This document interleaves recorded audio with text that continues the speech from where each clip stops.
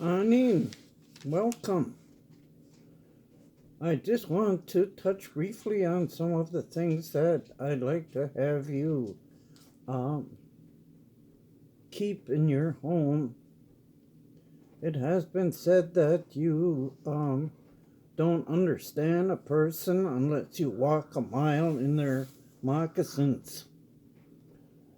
With the tools of learning in today's world, young people can understand so much more than when I was growing up. I was born in a wigwam and lived in it until I began school. Then my uncles built us a house out of logs, or when they went to cut down the trees, they made log houses. It was our house was very big, large enough to fit four standard size beds and partitioned off by hanging blankets with clothesline, and another area for our stove, table, chairs, and a pantry. We had no running water, and so we had to go outside to an outhouse. Sometimes in the middle of winter, we couldn't see.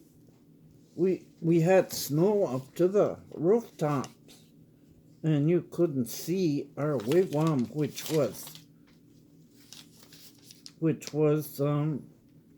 still used for working and storage. My grandmother tanned hides and made my moccasins and mittens, and did her food processing there. I watched her skin animals my uncles brought to her. I got older, she let me use the knife to take a hide off. Then she showed me how to get the insides of an animal out. Then I became very good at cutting up muskrats, washashquak, or achidamook squirrels, or B'nai.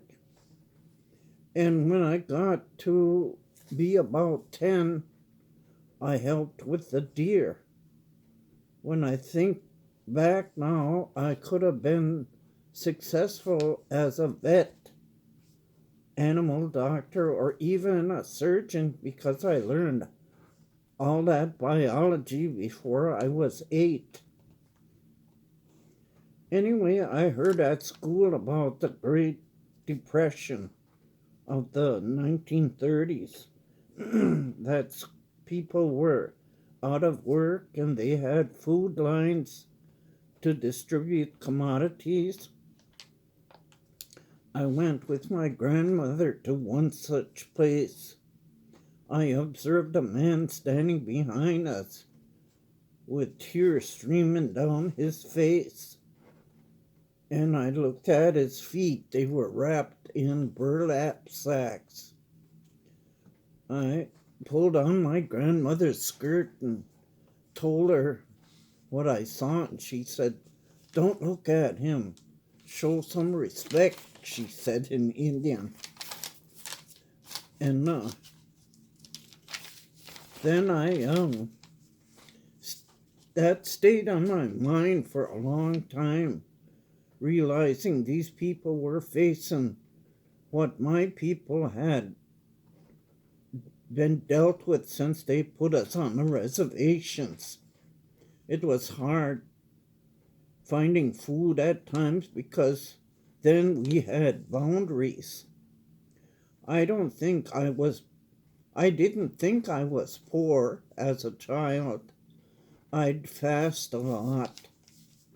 Today we have casinos for the first time. We have jobs and we can make choices. Then some non Indians say Indians are becoming wealthy because of gaming. Not so. We have a long way to go to get out of poverty. But alleviating some of the housing and health problems is becoming a little better.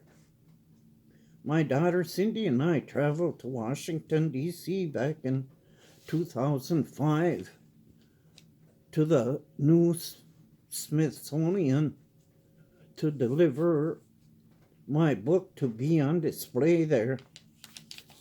Several years later, I was honored for a Lifetime Achievement Award over in St. Paul, Minnesota. My grandparents told me stories that I want to pass on to my grandchildren and great-grandchildren. Last count, I believe I had about 89 grandchildren, great-grandchildren. Stories or legends are told only in the winter when some spirits are hibernating.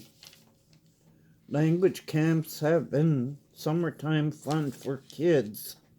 Not only do I teach language of the Ojibwe, but I also teach you how to make moccasins. If you want to practice or try to make your own, I can help you.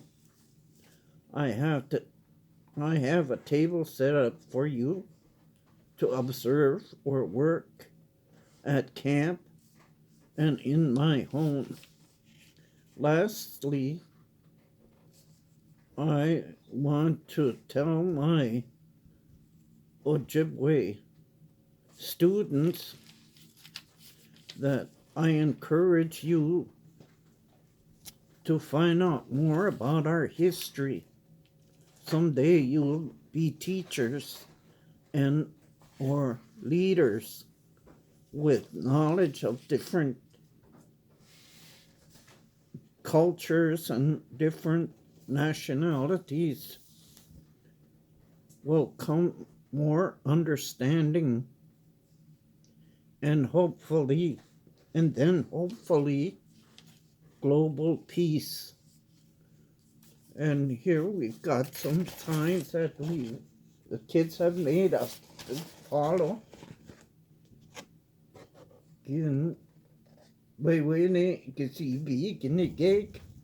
Wash your hands. These are reminders. And if you cough or sneeze, use your Kleenex or sleeve. I like the word sneeze, chamo.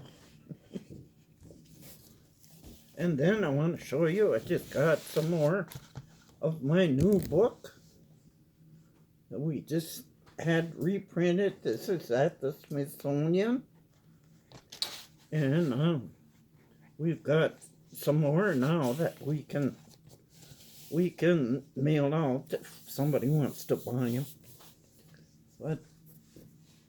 And then I got a pair of my moccasins I just finished. These are size 9 or 10.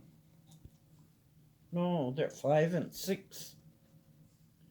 But I just made these last night. Miigwech.